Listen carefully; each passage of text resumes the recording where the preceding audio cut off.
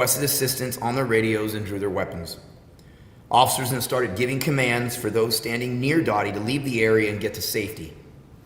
And Officer Woolwind, recognizing the suspect from a previous arrest, started calling the suspect by his name to get his attention. Dottie did not listen to the officer's commands, and at 6:12, pulled out his gun and started walking towards officers. Officers gave the suspect loud verbal commands to get his hands off of the gun. Dottie then ran towards the officers, firing his weapon at least 2 times as he ran into the officer's direction. Officers Woolwind and Hartman both fired the department-issued weapons at the suspect as he ran towards them. The suspect was hit by the officer's gunfire and fell to the ground. Officers took the suspect into custody, and when the crowd was under control, started CPR. Dottie was taken to a local hospital where he died at 6:31 p.m. A second uninvolved person at the scene was also injured by gunfire, shot in the lower leg, and taken to a local hospital in stable condition. The victim was treated and released. How the victim was injured is part of the ongoing investigation, but during an interview with the victim that night, he said he was shot by Dottie while standing behind the officers, but again, we're trying to determine that. Several vehicles and local businesses near the scene were also hit by gunfire. The officers involved were not injured. Dallas police did recover the suspect's weapon. After the officer-involved shooting, the suspect's weapon was picked up by a witness and placed in a witness vehicle for safekeeping. The witness told detectives that he picked up the weapon and told the officers what he was doing. The witness said he picked up the weapon after the crowd began to surround the officers. The witness signed a consent to search his vehicle, and the suspect weapon was eventually recovered. The detective who interviewed the witness believed his actions were done in good faith. Dottie's weapon was found to be loaded with 6 rounds in the gun, 1 in the chamber. We believe 2 shell casings from Dottie's gun were found at the scene. Our investigation determined Dottie does have a history of acting aggressively in this area. Witnesses say the suspect had been at the location before and has a history of displaying a weapon and at times firing the weapon. He also has a criminal history with firearm offenses. He was arrested on August 11th, 2022 for discharge display of a firearm, and arrested again on August 18th, 2022 for aggravated assault with a deadly weapon, a firearm. Dottie posted bond for both these charges on August 29th, 2022 and was released from the Dallas County Jail. The incident investigation is ongoing and is being conducted by the Dallas Police Department Special Investigations Unit. The Dallas County District Attorney's Office responded and is conducting an independent investigation. The Office of Community Police Oversight was notified and responded to the scene. You know, as I've said before, any loss of life is tragic. This is a tragedy for the family and friends of Donathy Dottie, but it's also a tragedy for our officers who were involved that night. This is never our intended outcome. I do commend our officers handling a very traumatic and chaotic scene, and their presence of mind to do their best to keep people away from the incident and to respond with first aid for our injured subjects. I also want to thank the community that was present that day for their help at the scene. As you'll see in the video, people who helped with medical assistance, even securing a weapon. We'll now play the body-worn camera from our officers, and then I will be here to take some questions.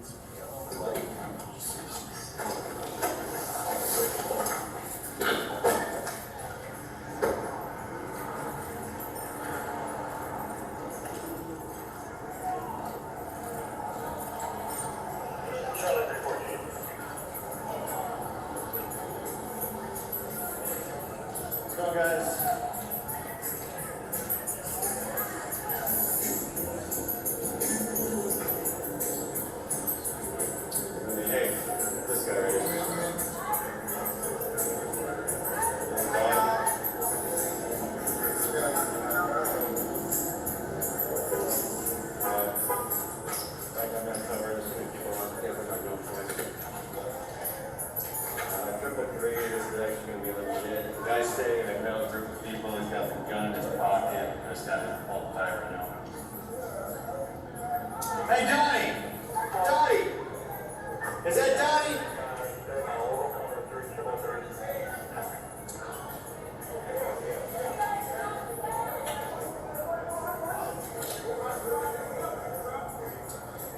There, if you don't move over there. Hey, get your hand off the gun, Donnie! Donnie! Hand off the gun!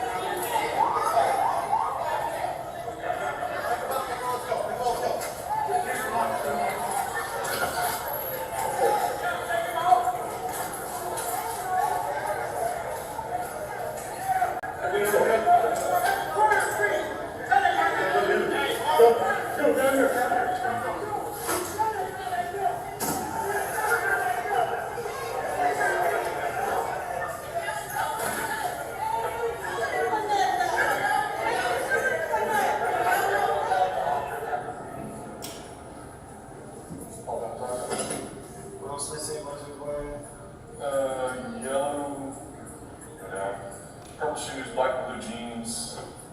Yellow, black and blue jeans.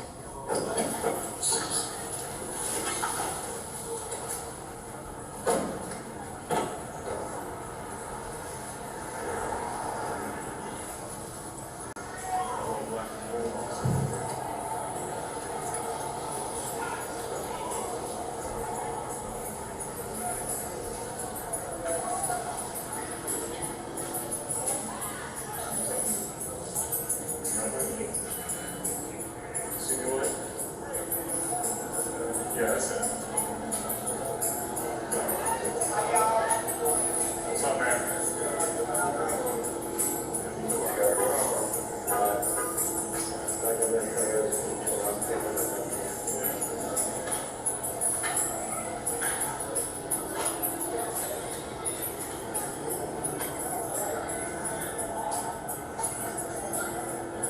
Barney? Dottie!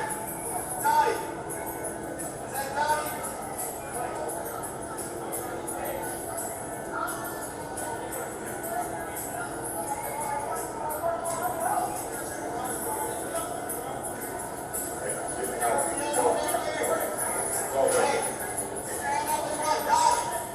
Dottie, hand up the gun!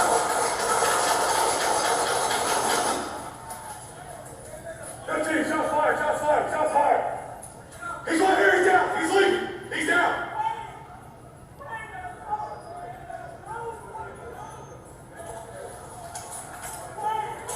Get back! Get back! Hey, call him in. Get back. Make sure those-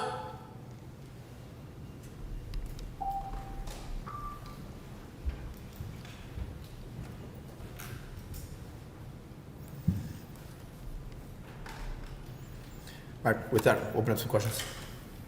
Chief, Yes. Something. After Dottie was shot, we saw, did officers handcuff him? Absolutely, yes.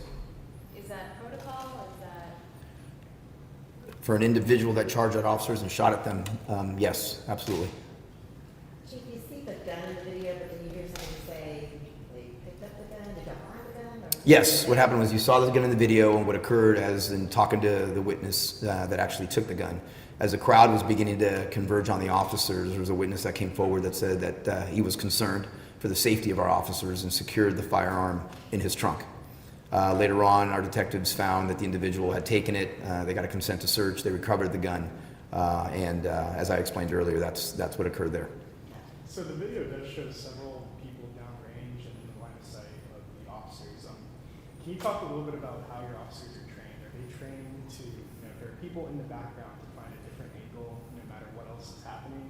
And do you think that they reacted appropriately shooting with people in the background, or do you think that they should have found another angle that was a little bit more clear at that moment? I mean, that's a good question. Obviously, these aren't choreographed dances. In this certain situation that occurred, as you heard, may have been a little muffled, but the senior officer actually told his partner that it was too close to approach because there's too many people there. He then further stated and tried to get the crowd to walk away as they discovered that the individual had a firearm. They had a good angle at the time. There was not really another way for them to have approached at that time. The individual then charged at them. And unfortunately, the individual dictated this outcome. And so obviously there are things that we look through the investigations from training and tactics, as we do in every case. But in this case, I'm not quite certain there was many other ways that these officers could have approached that situation.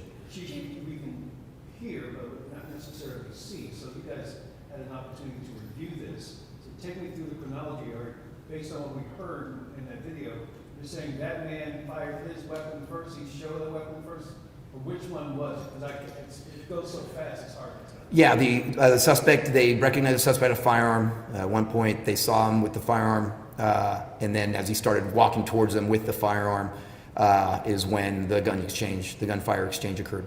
Does he have the weapon with him when the officers arrived and they didn't see that? Or when did they realize that he had a gun? Well, a couple things. Number one, there was a witness that spoke to the officers on scene that the individual had a firearm. And then they saw the firearm on his person, and then saw him holding it.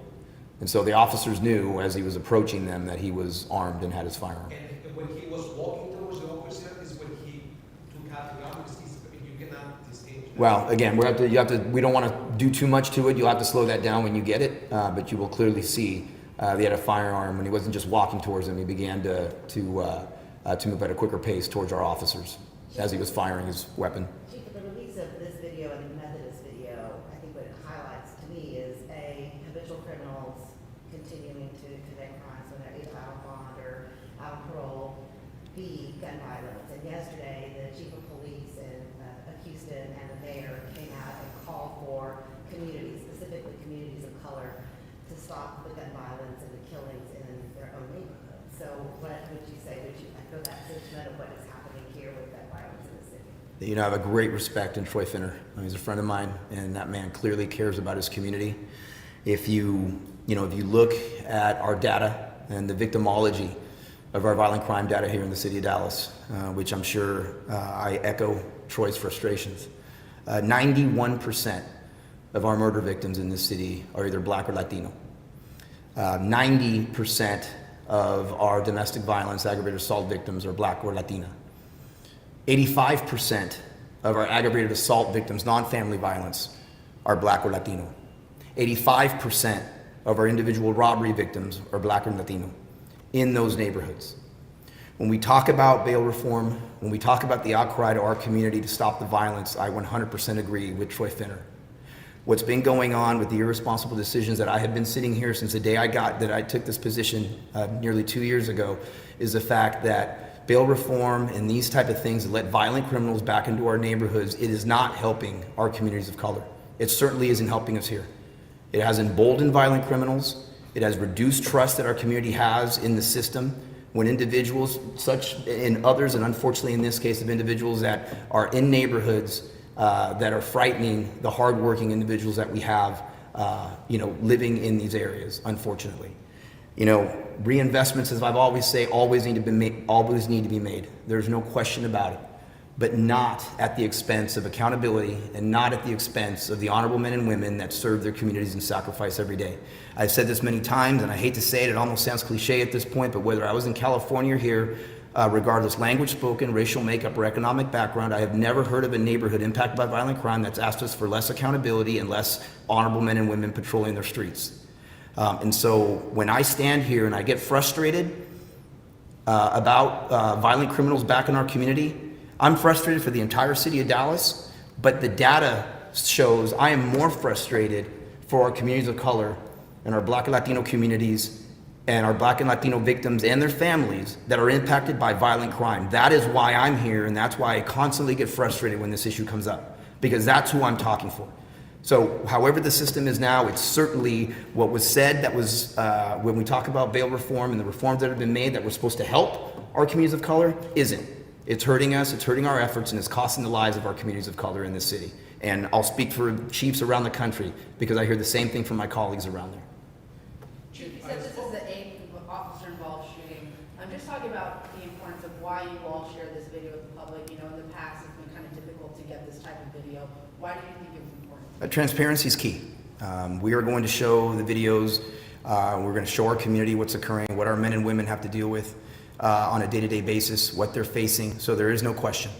There'll be times, or maybe times that we'll be showing videos to make sure that our community knows that we're not trying to hold anything back, and we're not going to be that department. It's incredibly important for us. It's incredibly important for me. I know it's incredibly important to the residents of the city to show what it is. Number one, what my men and women are facing out on the street, what the community is facing out in our neighborhoods. And so that's incredibly important to us. Chief, I spoke with some neighbors around the area, and they said there is nothing new, especially in that corner. That corner is a little hot. Are you planning to do something in that corner in the future? Yeah, we're working with ownership right now.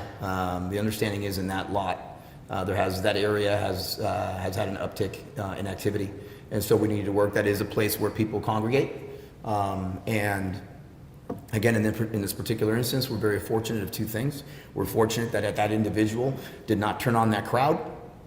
And although I never want my men and women in harm's way, we're fortunate that that individual decided to take on two brave Dallas police officers so that they could not, so they could stop what was occurring.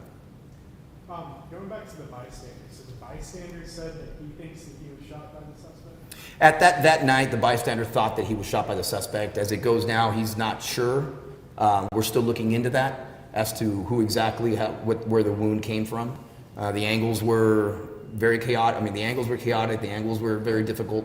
But again, you know, it's in those type of circumstances, an individual charging at you, firing a firearm, very difficult in that situation. But we're still working through that. Although that was his original statement that evening, we're still trying to ascertain that. Do we know how many shots the suspect did? We think he fired at least 2, if not more. How about the officers? How many did they fire? I think one officer.